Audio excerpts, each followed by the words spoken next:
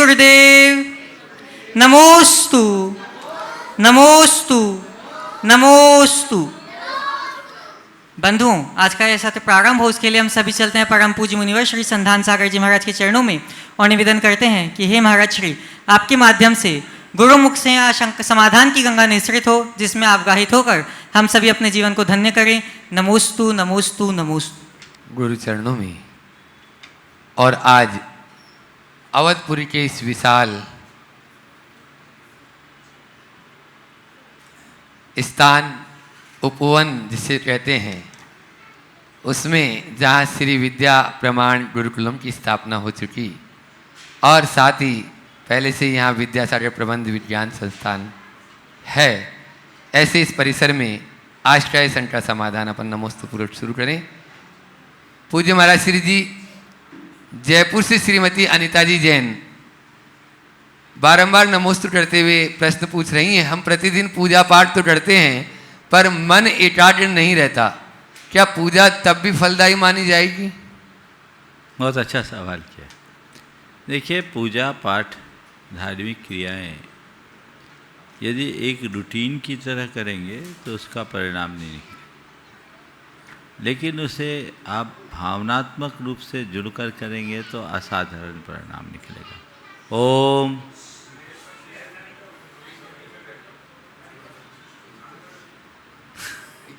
या तो इनको छुट्टी कर दो, या तो मैं बोल रहा था पूजा पाठ और धार्मिक क्रियाएं यदि हम एक रूटीन की भांति करते हैं तो वह सब क्रियाएं यांत्रिक हो जाती, उसका वांछित परिणाम नहीं निकलता। पर भावनात्मक रूप से जुड़कर करने से उसका परिणाम अनंत गुना होता है। सवाल है, बिना मन के अगर हम पूजा पाठ करते हैं तो कुछ फल मिलता है कि नहीं? मिलता है, मिलता है। और आचार्य मानतुंग कहते हैं कि भगवान आपकी स्तुति करना तो बहुत दूर की बात है, आपका नाम लेना भी सबके पापों का क्षय करा देता है।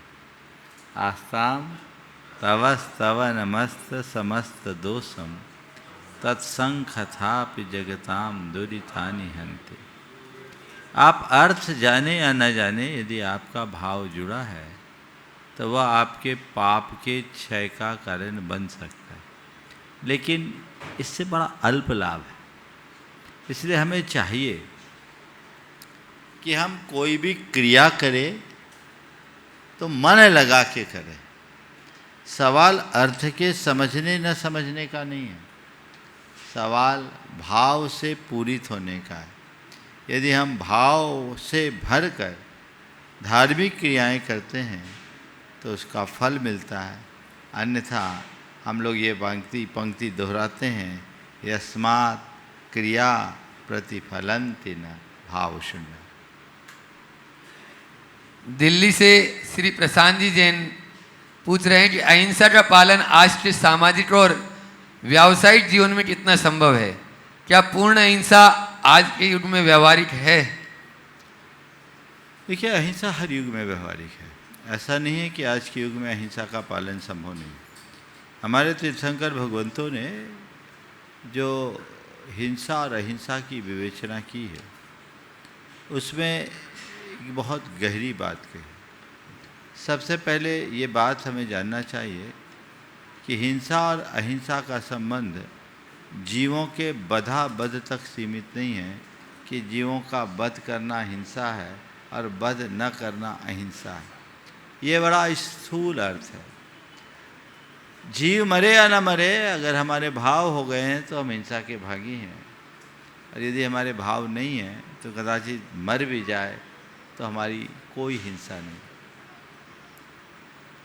ये जैन धर्म की सबसे बड़ी विशेषता है, और इसे ही अहिंसा का व्यवहारिक स्तर पर पालन हो, इस भाव को ध्यान में रखते हुए हिंसा को 4 श्रेणी में विभाजित किया गया। संकल्पी हिंसा, आरंभी हिंसा, उद्योगी हिंसा और चौथी विरोधी हिंसा।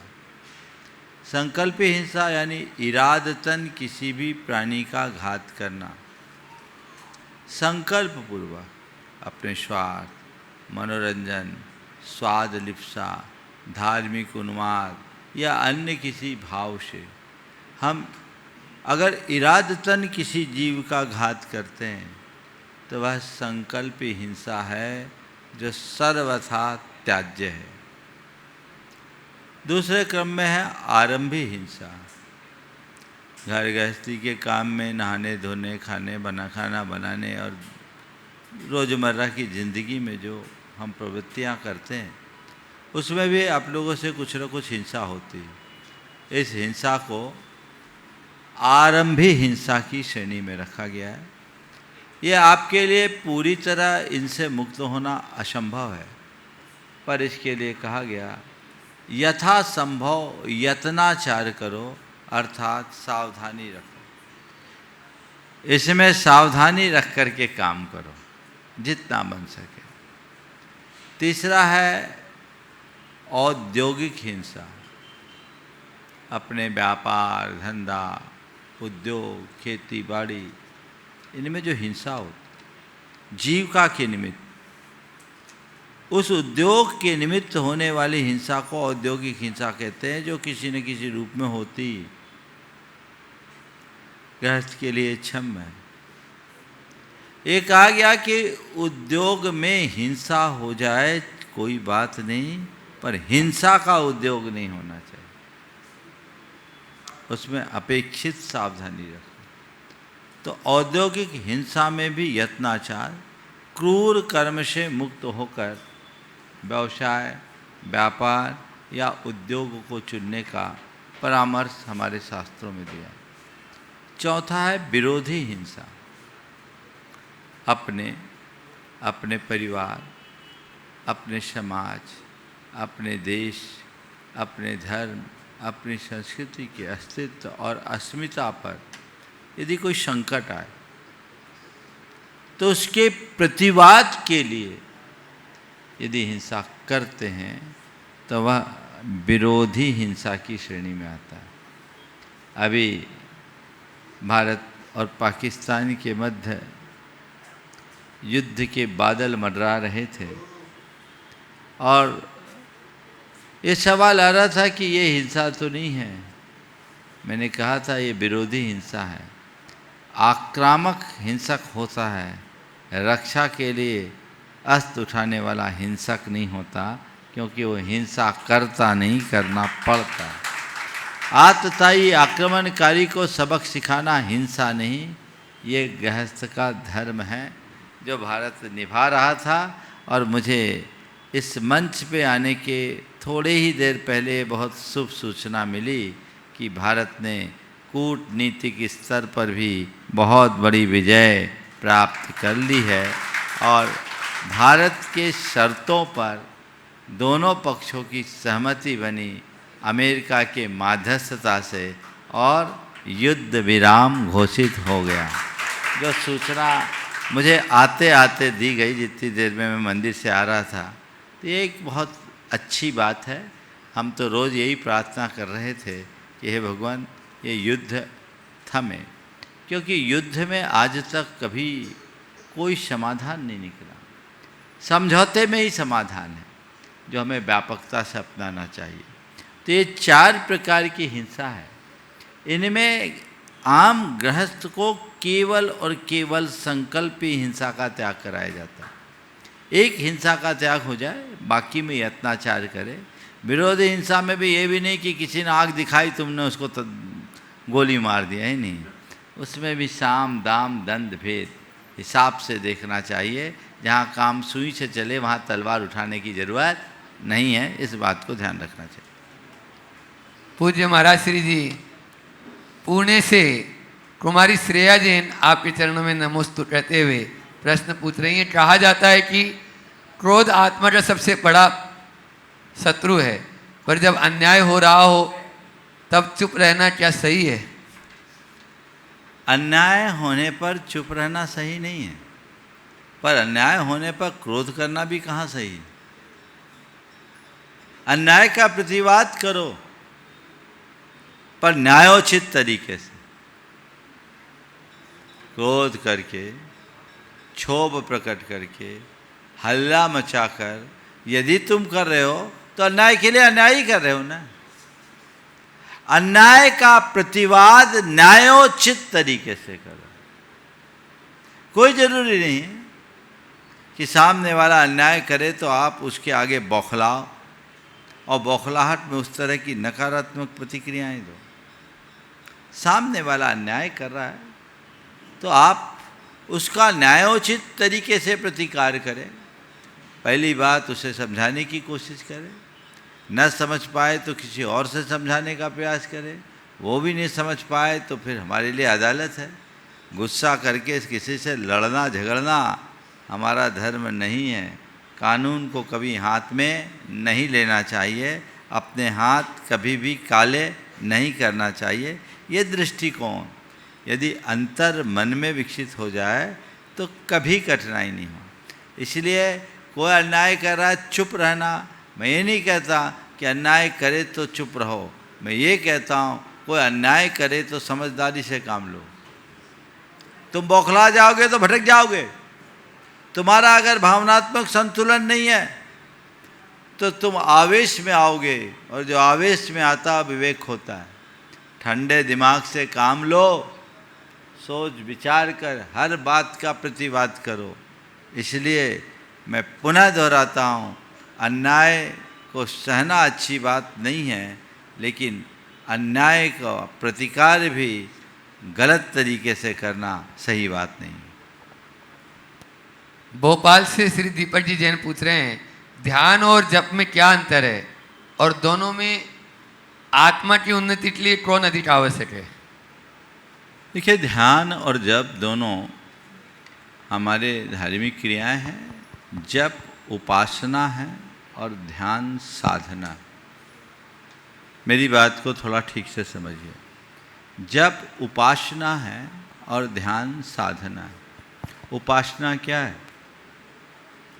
किसी का अनुकरण करना, किसी का गुणगान करना, किसी के द्वारा बताए गए अभ्यास को अपना करके चलना, ये सब उपासना के अंतर्गत आते हैं, जिसमें हमारी सारी पूजा पाठ, जप, व्रत, उपवास, ये सब उपासना है, जिसमें हम किसी का आलंबन लेकर के चल रहे हैं। ध्यान साधना है, जहाँ खुद के साथ खुद का केंद्रीकरण होता है, किसी और का साथ नहीं होता। अन्य सब बातों में हम किसी और का साथ लेते हैं। ध्यान में खुद का खुद के साथ केंद्रीकरण होता है, खुद से खुद का साथ जुड़ता है, और खुद के साथ खुद का साथ जोड़ना, खुद से खुद का संवाद जोड़ना, यही साधना है। तो वो बड़ी उच्च भूमिका की बात है, उसमें एकाग्रता भी आती है। इसलिए जप की तुलना में ध्यान विशेष फलदायी है। जप से पुण्य मिलेगा, स्वर्ग मिलेगा, पर ध्यान से मोक्ष मिलेगा। ध्यान कर्म निर्जरा का कारण है, समझ गए? तो जो ध्यान की भूमिका में जीने वाले वो ध्यान करें। हमने बहुत पहले गुरुदेव के मुख से एक श्लोक सुना था, पूजा कोटि समम स्तोत्रम, स्तोत्र कोटि समम जपः, जप कोटि समम ध्यानम, ध्यान कोटि समम क्षमा। 1 करोड़ पूजा करो और 1 स्तोत्र करो, बात बराबर है। 1 करोड़ स्तोत्र पढ़ो और 1 जाप करो, स्तोत्र कोटि समम जपः। और 1 करोड़ जाप करो और 1 पल का ध्यान करो, बराबर है। और करोड़ों ध्यान करो और 1 को क्षमा करो, बराबर।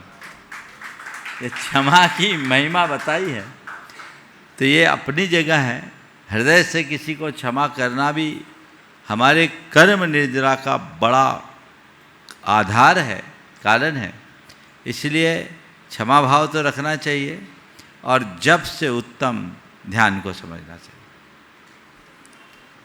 पूज्य श्री हैदराबाद से श्रीमती नीलम जी जैन चरणों में बारंबार नमोस्तु करते हुए पूछ रही हैं, सदगुरु की शरण लेने की बहुत महत्वपूर्ण बताया गया है, लेकिन सच्चे गुरु की पहचान कैसे की जाए? सदगुरु के बिना तो जीवन ही आगे नहीं बढ़ता। आप लोग कहते हैं जिसका कोई गुरु नहीं उसका जीवन शुरू नहीं। पर समस्या यही है कि गुरु की महिमा जब से जान लिए तब से गुरु घंटालों की संख्या बढ़ गई। लोगों ने गुरुओं की महिमा जानकर गुरुओं के प्रति जब आकर्षण बढ़ा तो हम कहते हैं अच्छाई की ओट में ही बुराई पड़ती है। तब से बहुत सारे ऐसे लोग हैं जो गुरु के भेष में हैं पर उनके अंदर गुरुत्व जैसा कुछ नहीं।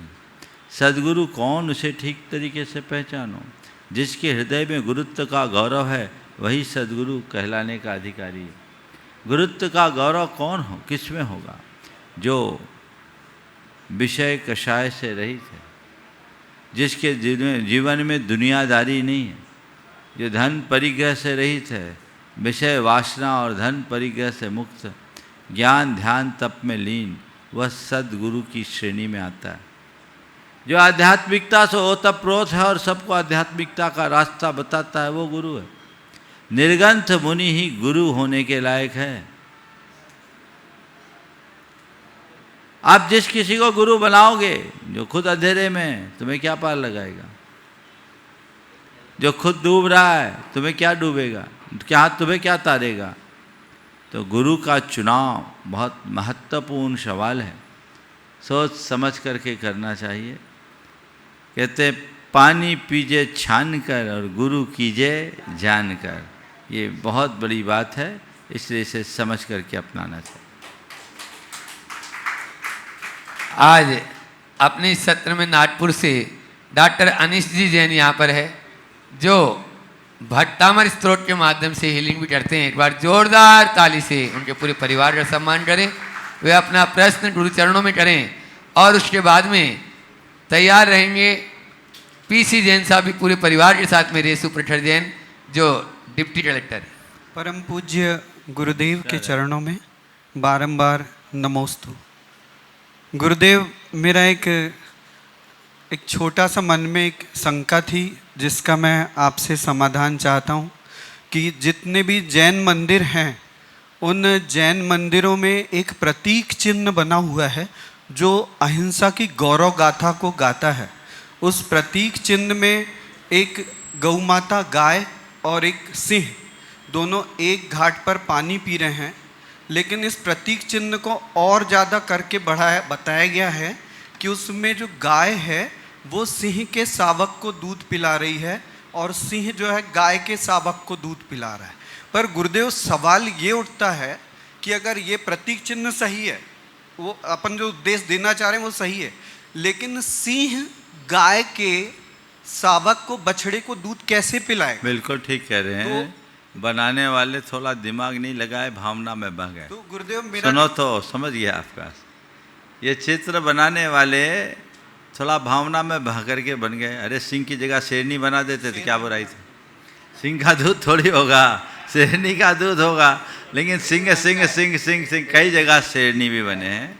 पर शिल्पकारों की कमी, बनाने वालों की कमी, बनवाने वालों की कमी, हर कोई तुम्हारी जैसा नहीं सोच पाया। बहुत कम लोग दिमाग लगाते, देखते सब जगह है, पर यह सवाल पहली बार मेरे पास आया।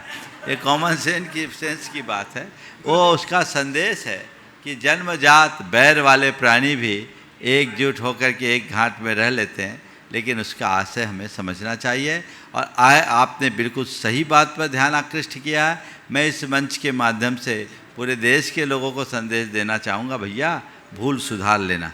गुरुदेव, एक चीज़ मेरा इसमें कहना था कि अगर आप कुछ नहीं कर सकते, ज़्यादा एक नंदी यानी एक वृषभ का चिन्ह रहे और एक सिंह का चिन्ह रहे, जो पहले तीर्थंकर और 24वें बिल्कुल बिल्कुल ये भी कर सकते हैं, लेकिन गाय का संदेश बहुत गहरा है। नंदी और सिंह भी बना सकते हैं। एक घाट में पानी पिए तो शेरनी बना दो ना, क्या बुराई। चलो पीसी जैन साहब डिप्टी कलेक्टर भोपाल, रेसु जी और प्रखर जी जैन उनके साथ में रहेंगे और उसके बाद में तैयार रहेंगे अपने बीच में कोटा से पवन जी पांड्या, रितेश जी शेट्टी जो शिरोमणि संरक्षक हैं, ड्रोणायतन जो ट्रस्टी हैं वे अपने बीच में यहाँ पर उपस्थित और मैं उनके सम्मान के लिए आमंत्रित करूंगा विकास जी, पीसी जैन साहब और विकास जी डोदा और बिट्टू भी यहाँ। नमोस्तु गुरुदेव। इच्छामी छुल्लक जी महाराज जी के गुरुदेव, अभी अभी आपने जो आपके मुख से एक शुभ समाचार प्राप्त हुआ है, बहुत ही आनंददायी क्षण है, क्योंकि ये तो किसी ने कल्पना ही नहीं की थी कि 2-4 दिन में ही इसका पटाक्षेप हो जाएगा। ये भी एक बहुत बड़ा सरप्राइज है। देखिए, बहुत ही अच्छी बात आपने की है। और ये जो अभी बात कही, मैं तो अभी मंदिर के दर्शन करते हुए आ रहा था, तो आते आते मुझे रास्ते में संदेश मिला। बेहद प्रसन्नता का विषय है। इसकी पूरी डिटेल जानकारी तो मुझे नहीं है, लेकिन निश्चित इस तरह से बहुत जल्दी युद्ध विराम होना पूरे विश्व के लिए एक बहुत बड़ी शुभ सूचना है। और मैं इसे भारत की कूटनीतिक विजय का एक बहुत बड़ा हिस्सा मानता हूँ। और इसके लिए हमें पूरे के पूरे भारत सरकार की और उसके पूरे तंत्र की जी भर करके सराहना करनी चाहिए कि इतने बड़े समस्या का इतनी जल्दी इतना अच्छा समाधान निकाल लिया। नमोस्तु गुरुदेव। इच्छामी छुल्लक जी महाराज जी के गुरु जी, हमारा प्रश्न ये है कि आपके मार्गदर्शन एवं आशीर्वाद से भोपाल की मध्य प्रदेश की राजधानी भोपाल में एक बहुत ही भव्य और बहुत ही शानदार विद्या प्रमाण गुरुकुलम जैसे एक संस्थान का एक नए युग का शुभारंभ हो रहा है। निश्चित रूप से ये एक विश्व स्तरीय संस्थान बनेगा। गुरुजी, इसमें बस मार्गदर्शन ये चाहिए कि इसमें आमजन कैसे अपना योगदान दे सके।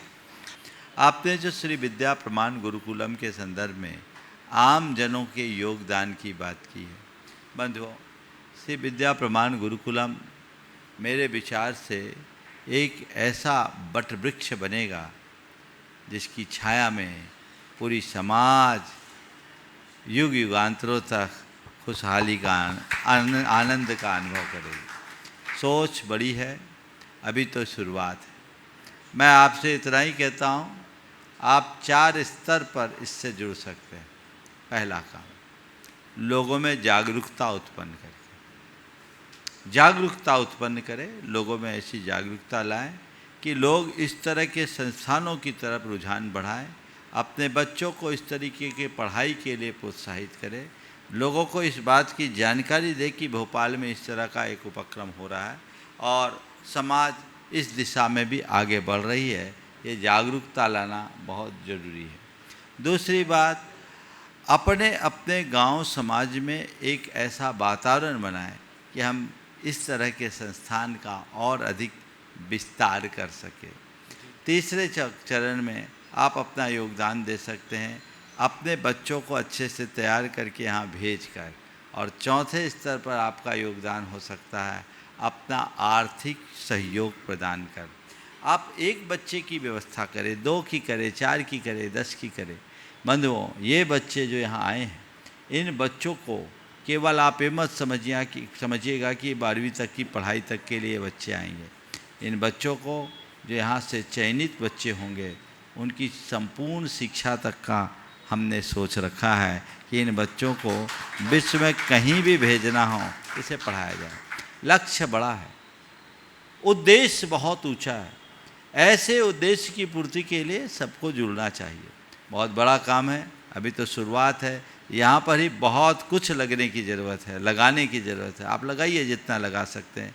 और ये एक से नहीं रुकना, ये तो शुरुआत है, मंगलाचरण है। अगर भोपाल से शुरुआत हो और पूरे देश में फैले तो इससे बड़ी बात और क्या होगी। हमें ये ज़रूर करना है, इसके लिए सभी को वातावरण बनाना। और मैं सबसे कहूँगा, हर कोई एक तय कर ले कि हम अपने जीवन काल में जब तक हम समर्थ हैं, कम से कम एक बच्चे के पढ़ाई लिखाई के लिए जो आवश्यक है मैं दूँ। हर समर्थ आदमी इतना सोचने लगे तो बहुत बड़ा काम हो सकता है, एक क्रांति खड़ी हो सकती है। हमें इस दिशा में सतत आगे बढ़ने की आवश्यकता है। नमोस्तु महाराज जी। छोटा से अपने कोटा से अपने बीच में पवन जी पांड्या, रितेश जी शेट्टी यहाँ पर उपस्थित हैं। वे अपना प्रश्न करें और मैं चाहूँगा उनके सम्मान के लिए विकास जी गोदा और पीसी जैन साहब और श्रीमती रेणु जी वहीं पर जाकर उनका सम्मान कर देंगे। गुणायतन प्रणेता मुनिश्री 108 प्रमाण सागर जी महाराज सत्संग के चरणों में मेरा, मेरे पूरी परिवार का और सकल दिगंबर जैन समाज कोटा का 3 बार नमोस्तु नमोस्तु नमोस्तु महाराज जी। महाराज जी, मेरा प्रश्न ये है महाराज जी, कई बार हमारे जीवन में ऐसी स्थितियां पैदा हो जाती है कि हम डिसीजन नहीं ले पाते हैं, चाहे हमारा व्यापार हो, चाहे परिवार हो, चाहे समाज हो। उस स्थिति में हम लोग डिसीजन नहीं ले पाते हैं। लेकिन हम लोग देखते हैं महाराज जी, जब हम आपका शंका समाधान सुनते हैं तो यहाँ पर ऐसे कठिन कठिन प्रश्न और ऐसी कठिन कठिन शंका का समाधान आप करते हैं। तो आप में ऐसी क्या शक्ति है गुरुदेव कि उस शंका का समाधान या क्या डेवलप इतनी जल्दी कैसे हो जाता है? तो हम भी चाहते हैं कि वो शक्ति हमारे में भी ऐसा हो ताकि हम भी डिसीजन ले सकें गुरुदेव। बिल्कुल, इस आसन में बैठ जा, तुम में भी शक्ति आ जाए। मुझे तो कोई पता नहीं मेरे पास क्या शक्ति, पर मैं ये जानता हूँ कि आप लोगों का पुण्य मुझसे बुलवा लेते। एक बात सबसे मैं कहूँगा, अपने आत्मविश्वास को सदैव प्रगाढ़ बना के रखो और जो काम करो पूर्ण आत्मविश्वास से करो और डूब कर करो, लीनता से करो, कभी नहीं अटकोगे। आधे अधूरे मन से अगर कोई काम करोगे तो हमेशा अटके रहोगे। इसलिए डूब कर काम करो, लीन होकर के काम करो, जीवन तभी सफलीभूत होगा। नमस्ते। ओ, हो गया। अगला प्रश्न सीए संकल्प दिवाकर, वे अपना प्रश्न करें। मुनिश्री को त्रैवार नमोस्तु नमोस्तु नमोस्तु। छुल्लक महाराज श्री को इच्छामी इच्छामी। महाराज श्री, अभी कुछ दिनों पहले आपने इसी शंका समाधान में बताया था कि मनुष्य का आयु बंध 2/3 आयु में हो जाता है। तो मेरी एक शंका है कि महाराज जी, जो 2/3 आयु में तो आयु बंद हो जाता है, तो चाहे वह देव पर्याय में जाना हो, चाहे नारकी या त्रियंज गति में जाना हो, तो जो बची हुई 1/3 आयु बची है, क्या उसमें उस गति के लक्षण परिलक्षित होते हैं क्या? देखिए, आयु बंधने के बाद आपने पूछा है क्या उस जीव के लक्षण प्रकट होते हैं, ऐसा कुछ नहीं। लेकिन हाँ, कुछ बातें जो जरूर होती हैं। जैसे अगर किसी की खोटी आयु बन गई, वो अपने जीवन में व्रत संयम अंगीकार नहीं, ये एक लक्षण के रूप में देखा जा सकता है। इसी प्रकार जिसकी आयु अगर बंध गई है, कुगति में जाना है, मृत्यु के कुछ क्षण पूर्व उसके वैसे ही परिणाम होते हैं जहाँ उसे जाना है। नरक जाने वाला हमेशा गुस्से में जाएगा, क्रोध में जाएगा। पशु गति में जाने वाले के भी अशुभ परिणाम ही होंगे, मनुष्य गति में जाने वाले के अच्छे परिणाम होंगे और देव गति में जाने वाले के परिणाम और विशुद्धतर होंगे। तो जिस गति में जाना है, शास्त्रीय भाषा में ये कहूँ कि जिस जगह जाना है, वहाँ जाने से पहले वैसी लेस्या हो जाती, उसी लेस्या के साथ जाएगा। देवों में भी अगर भवनवासी बेहतर जोशी में जाएगा तो खराब भाव से जाएगा, ऊपर के देवों में जाएगा तो बड़े अच्छे भाव से जाएगा।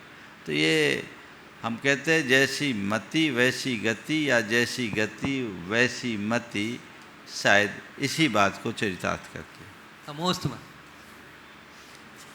मिष्टी जैन अवधपुरी पाठशाला के साथ में सभी महाराज श्री के चरणों में नमोस्तु नमोस्तु नमस्ते एवं सभी छुल्लक जी चरणों में इच्छामी इच्छामी इच्छामी।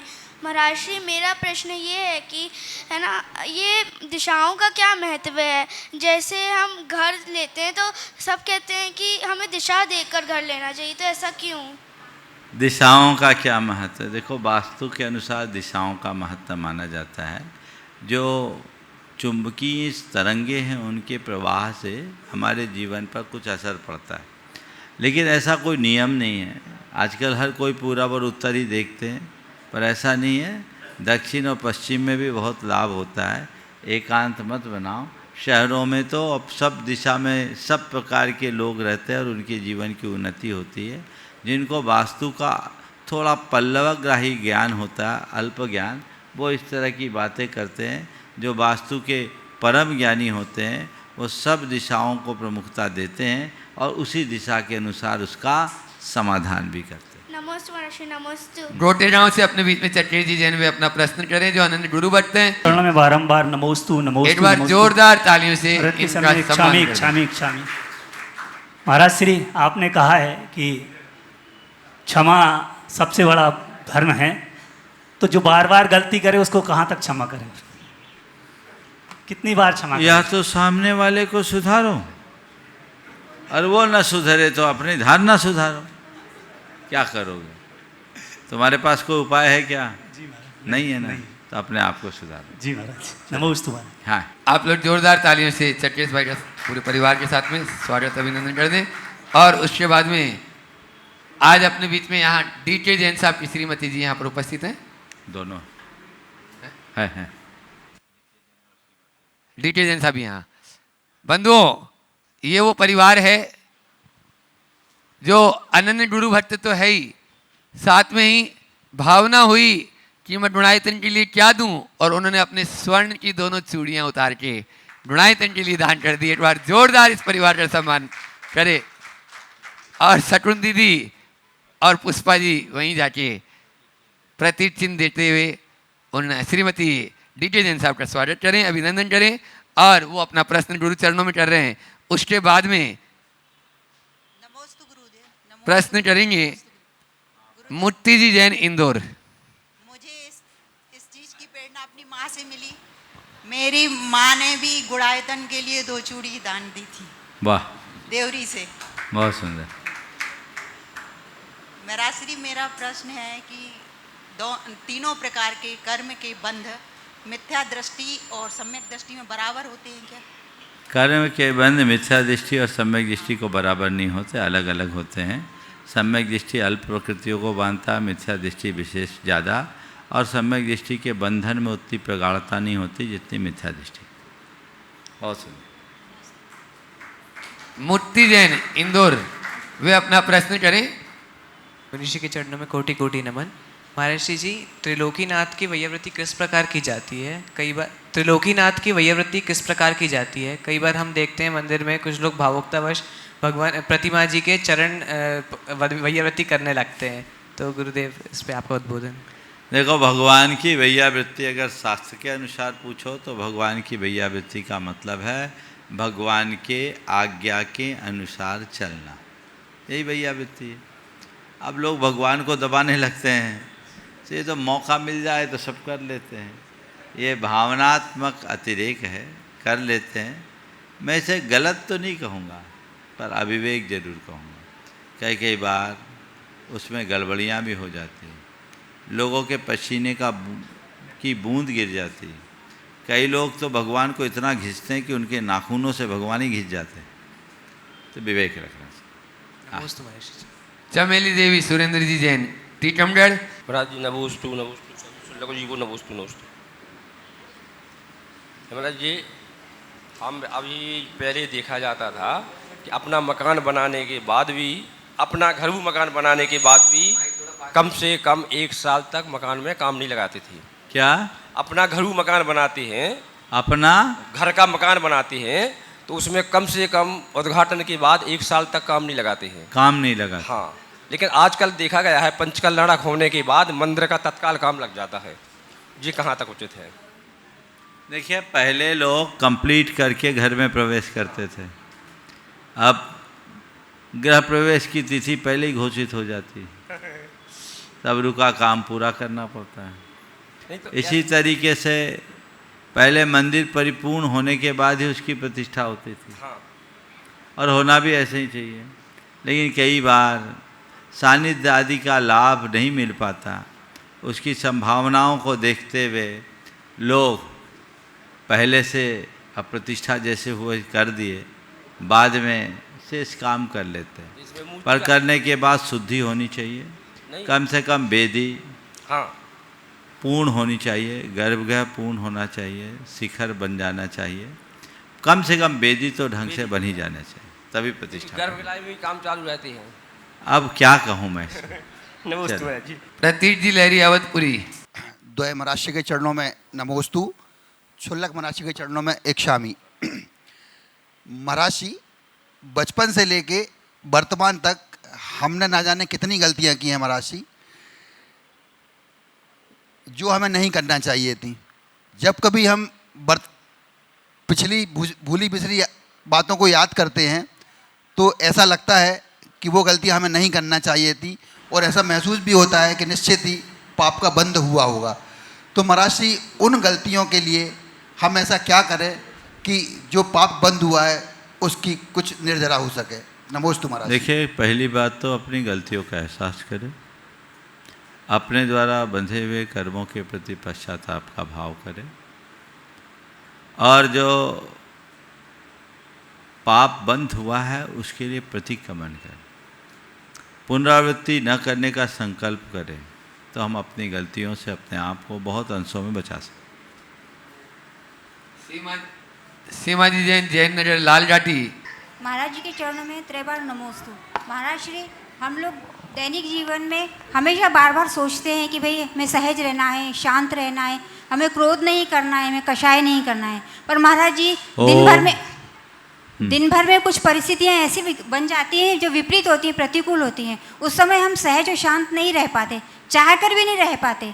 तो हम ऐसा क्या करें कि उस परिस्थिति में हम शांत और सहज रह पाएं महाराज जी? देखिए, स्वाभाविक है, कई बार हमारे पुराने संस्कार प्रकट हो जाते हैं। उस संस्कारों के परिणाम स्वरूप हम चाह करके भी भटक जाते हैं। कोशिश करना चाहिए कि हम अपने संस्कारों को इतने प्रगाढ़ बनाएं कि हम में भटकाव ना आए, और फिर भी यदि भटकाव आ जाए तत्क्षण अपनी निंदा करें, अपनी गढ़ा करें, एक प्रकार का प्रतिक्रमण करें कि ये मुझसे गलती हो गई, अब दोबारा मैं ऐसी पुनरावृत्ति नहीं करूँगा, अब मुझे स्थिर रहना है, अब मुझे सहज रहना है, अब मुझे शांत रहना है। महाराज जी, हमेशा यदि आप नियमित करते रहेंगे तो धीरे धीरे आप उस स्थिति में आ जाएंगे कि विषम स्थिति में भी आप अपनी स्थिरता रख सको और जीवन को सहजता से जोड़ सको। नमोस्तु महाराज जी, नमोस्तु महाराज। क्षुल्लक सुबह सागर जी महाराज, अपनी संख्या के माध्यम से आप सबको लाभान्वित कर रहे हैं। पूज्य मुनिद्वय के श्री चरणों में बारंबार नमोस्तु नमोस्तु नमोस्तु। महाराज श्री, तीर्थंकर प्रकृति का बंध समस्त जीवों की कल्याण की भावना भाने से होता है। तो हमारा प्रश्न ये है कि जिस भगवान ने हम सब के कल्याण की भावना भा के वो स्वयं भगवान बन गए, तो हम लोगों का कल्याण क्यों नहीं हो पाया? महाराज जी नमोस्तु। बहुत अच्छी बात है। समस्त जगत के कल्याण की भावना भाने वाले तीर्थंकर प्रकृति का बंध कर परमात्मा बनते हैं। आपने बहुत अच्छा सवाल किया कि जब हमारे कल्याण की भावना भगवान ने भाई तो हमारा कल्याण क्यों नहीं हुआ? ध्यान रखने की बात यही है कि भगवान ने हमारे क्या, हम सहित सारे जगत के कल्याण की भावना भाई, सो भगवान बन गए। यानी उनने अपनी भावना का फल पा लिया। उन्होंने ही हमसे कहा है कि तू भी पाएगा तो मेरी भावना का फल तुझे नहीं मिलेगा, तुझे तेरी भावना का फल मिलेगा। इसलिए तू भी अच्छी भावना भा, सद्भावना रख, दुर्भावना से मुक्त हो। अपने बल पर ही आगे बढ़ोगे। स्वार्जित पुरुषार्थ से ही व्यक्ति सिद्धि तक पहुंच पाता है, किसी की कृपा से नहीं। ऐसा भगवान ने ही बताया। इसलिए भगवान के द्वारा प्रतिपादित उस तत्व को समझते हुए हमें अपने आत्म पुरुषार्थ में आगे बढ़ने का प्रयत्न करना चाहिए। अपने आप को इस अर्थ में सौभाग्यशाली मानिए कि हम कितने भाग्यशाली हैं कि हमें आज भगवान से तत्व ज्ञान प्राप्त हुआ, हमें गुरु के दर्शन मिल रहे हैं, भगवान का सानिध्य मिल रहा है। तो वो तत्व ज्ञान प्राप्त करके हम अपने जीवन का कल्याण करें, हम अपने जीवन का पथ प्रशस्त कर सके, ये प्रयास करें। यदि ऐसा करेंगे तभी हम अच्छा परिणाम पा सकेंगे।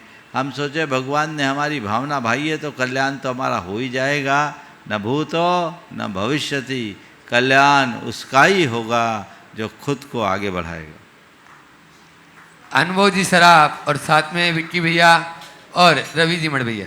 गुरुदेव के चरणों में नमन और पूरे परिवार की ओर से गुरुजी नमोस्तु वंदन और गुनी संघ के चरणों में नमन। गुरुदेव, एक बात का आप मुझे आज प्रत्यक्ष रूप से बताएं। बहुत सारे कार्य हम लोग कर रहे हैं, बहुत मिलजुल के कर रहे हैं और कार्यों को शीर्ष पे ले जाना है। कई जगह बहुत बातें रुक रही हैं, आज बहुत देर तक मंथन चला कामों को लेके, तो उन बातों को रोकने के लिए हम लोग कैसे सब लोग मिलकर समयोजित करें कि उन विपरीत परिस्थितियों में भी हम गुरुजी उन कार्यों को हमें आगे ले जाना। कहीं ना कहीं रुकती हैं बातें, तो हम उस समय हम सब लोग कैसे व्यवस्थित हों, आप हमें उपाय बताएं। एक ही काम करो, अर्जुन बनो। काम जो करना उसे देखो, बाकी चीज़ों को बिल्कुल मत देखो। समझ गए? हमेशा मनुष्य को लक्ष्य को देखना चाहिए, समस्या को नहीं। समस्याएं अपने आप दूर हो जाएगी यदि हमारी दृष्टि समाधान पर केंद्रित होगी। हम लोगों की एक बड़ी कमजोरी, जब हम किसी बड़े लक्ष्य को लेकर चलते हैं तो समस्याओं में उलझ जाते हैं। समाधान का रास्ता चुने, सफलता का आधार यही। इसलिए कोई घबराने की बात नहीं है। एक बीज भी तभी अंकुरित होता है जब वो मिट्टी से संघर्ष करके आगे बढ़ता है। संघर्ष करना पड़ेगा। अंकुरित होने के बाद भी उसे ढेर सारी चुनौतियों का सामना करना पड़ता है। सूरज के ताप को सहना पड़ता है, बारिश के प्रकोप को सहना पड़ता है, सर्द हवाओं को झेलना पड़ता है, आंधी तूफानों को झेलना पड़ता है, खुद धूप खाना पड़ता है, तब जाकर सबको छाया दे पाता है। इसलिए बिना संघर्ष के उत्कर्ष नहीं होता, ये बात गांठ में बांध लीजिए। रवि। गुरुवर के चरणों में बारंबार नमोस्तु मेरे परिवार की ओर से भी। गुरुवर, हम सामाजिक जीवन में जीते हैं, उसमें अपनत्व और जो समाज के लिए काम करना होता है, उसमें दोनों में श्रेष्ठता क्या होती है, ये बताएं। देखिए, सामाजिक जीवन जीने वाले को समाज के लिए काम करना चाहिए और अपनत्व बना कर करना चाहिए, समाज को अपना मान कर करना चाहिए। सामाजिक काम को सामाजिक काम मानने की जगह अपना काम मानना चाहिए। ये मेरा काम है और ये मैंने खुद चुना है, क्योंकि मुझे इसमें लोक कल्याण दिख रहा है और लोक कल्याण में स्व कल्याण है। तो स्वपर कल्याण का मार्ग जिससे प्रशस्त होता है, ऐसे कार्यों को हमें अपना धर्म मानकर, अपनी पूजा मानकर, अपना कर्तव्य मानकर, अपनी सेवा मानकर करना चाहिए, तब आनंद। नमोस्तु गुरुवर। गुरुदेव, एक बात और मन में आती है कि हम श्री विद्या प्रमाण गुरुकुलम की आगे की ओर बढ़ चुके हैं। काफ़ी योजनाओं को हमने कम से कम एक स्थिति में पहुंचाया है। गुरुजी, पूरी समाज से निवेदन है और एक बड़ी कोशिश भी और अच्छा भी लगता है मुझे कहने में कि सब लोग जो श्रेष्ठी हैं वो लोग शिक्षा मित्र के रूप में और हमारे विद्या सारथी के रूप में हमसे जुड़े। तो गुरुजी, हम लोग गुरुकुलम की बहुत सारे सपनों को पूरा करना चाहते हैं। हम सबके योगदान से हम उसको आगे बढ़ाना है।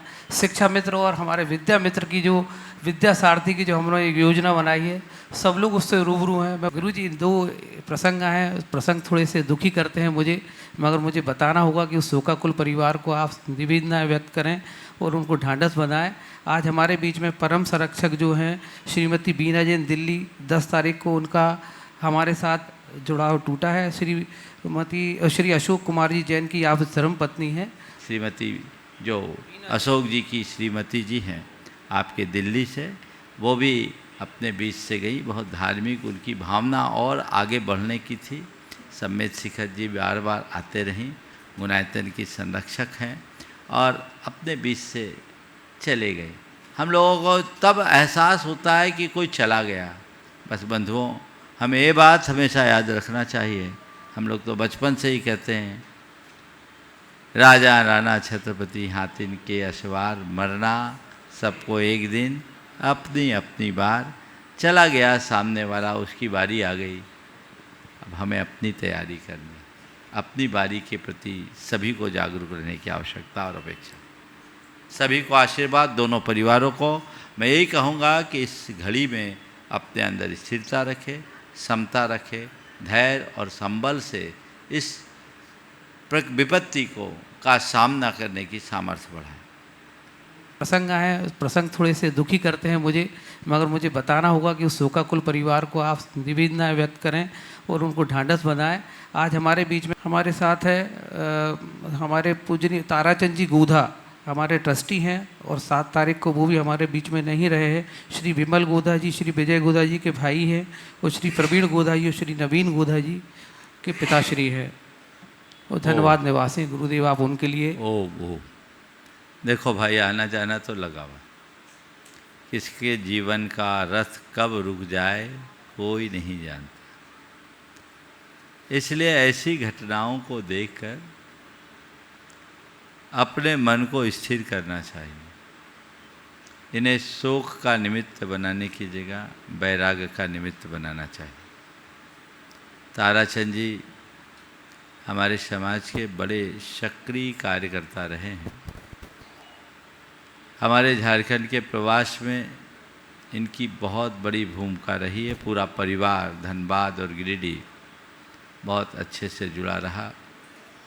समय ने उनको छीन लिया, ऐसा हम कहते हैं, पर मुझे ऐसा लगता है कि उनका समय पूरा हो गया। कभी भी किसी का भी समय पूरा हो जाए कोई पता नहीं। मैं पूरे परिवार को आशीर्वाद देता हूँ कि समय तो पूरा होना ही है, हमें केवल उद्देश्य पूरा करने का लक्ष्य रखना चाहिए। समय पूरा हो उससे पहले अपना उद्देश्य पूरा करो। समय पूरा और उद्देश्य अधूरा तो जीवन अर्थहीन है। जीवन उसका ही सार्थक होता है जो समय पूरा होने के पहले अपना उद्देश्य पूरा कर लेता है। सब लोगों को इस संदेश में देना चाहता हूँ। मैं पूरे परिवार को, विमल जी, विजय जी और उनके दोनों पुत्रों को, आपके प्रवीण और नवीन को, विपत्ति की इस घड़ी में धैर्य रखें। हमारे पास इसके अतिरिक्त और कोई रास्ता नहीं है। नियति की इस परिणति को स्वीकारना ही पड़ेगा। गुणायतन ट्रस्टी महावीर जी सिंगई। भोपाल में विद्या प्रमाण गुरुकुलम की स्थापना कर आचार्य भगवान विद्यासागर महाराज के सपनों को साकार करने वाले और कितने बच्चों का भविष्य संभालने वाले ऐसे हम सभी के आराध्य मुनि श्री प्रमाण सागर जी, मुनि श्री संधान सागर जी पावन चरणों में बारंबार नमोस्तु नमोस्तु नमोस्तु। क्षुल्लक जी को इच्छामी इच्छामी इच्छामी। गुरुदेव, आपने अभिषेक, शांति धारा और पूजन का तो साइंस बताया है, आरती का क्या साइंस है, इसके बारे में आप अपना दृष्टिकोण। देखिए, आरती पूजा की, भक्ति की एक क्रिया है। शास्त्रों में इसके लिए 2 शब्द आते हैं, आरार्तिक और निराजन। नीराजन, ये 2 शब्द आते हैं। प्राचीन काल से ये हमारे चलन में। आरार्तिक यानी विशेष रति पूर्वक अपने इष्ट आराध्य की अभ्यर्थना करना, आराधना करना, और उसमें दीप जलाकर, जिसे हम दूसरे शब्दों में कहते हैं बलैया लेते हैं, समझ गए? तो एक शुभ भावना मन में प्रकट होता है। कुछ लोगों ने इसका अर्थ ये लिया कि पहले भगवान की जो वेदियाँ होती थी बहुत छोटे दरवाजे में होती थी, प्रकाश पर्याप्त नहीं जाता था, इसलिए दीप जलाकर ऐसे भगवान को देखने के लिए करते थे। ये लोगों की गलत समझ की परिणति। ऐसा नहीं है, क्योंकि ये तो एक काल विशेष में छोटे द्वार बनाए गए, और छोटे द्वार बनाने के पीछे भी एक बड़ा उद्देश्य रहा। वो इसलिए कि मूर्ति भंजकों का जब प्रकोप बढ़ा तो उनसे बचने के लिए, क्योंकि वो किसी मूर्ति के आगे झुकते नहीं थे, ऐसे दरवाजे बना दिए कि बिना झुके जाओ नहीं। तो जिनके इतने छोटे दरवाजे बन गए, वहाँ झुकना नहीं था, तो हमारे भगवान बच गए। मंदिर के शास्त्र के अनुसार तो पूरे दरवाजे बड़े बड़े होते हैं, उसकी दृष्टि का मान बना होता है। तो ये एक भक्ति का अंग है। हम अपने निकटता भगवान के साथ जोड़े और उनका गुणानुवाद करें। पूजा के अंत में जो जयमाल है वो जयमाल भी एक प्रकार की आरती का ही द्योतक है। तो भगवान के प्रति विशेष रति प्रकट करने के लिए आरती की जाती। नमोस्तु भगवान, नमोस्तु भगवान। सुनीता जी आधारशिला। गुरुवार के चरणों में त्रैवार नमोस्तु नमोस्तु नमोस्तु। छुल्लक जी के चरणों में एक छामी एक छामी एक छाम। गुरुवार मेरा प्रश्न है कि कसायों के विविध भावों को कैसे पहचाने? कसायों के विविध भावों को कैसे पहचाने? कसायों के विविध भावों को कैसे पहचाने? देखो किस लेवल की कसाय, अपने अंदर खुद झुकना पड़ेगा, घुसना पड़ेगा, देखना पड़ेगा। अपना अंतरावलोकन करो कि कितने डिग्री का है ना, तो उसे हम अपने सोच के स्तर पर, अपने भावों के स्तर पर ही देख सकते हैं और समझ सकते हैं। समय आपका हो गया, यहीं पर विराम। नमोस्तु बोलिए नमोस्तु परम पूज्य आचार्य गुरुवर श्री विद्यासागर महाराज।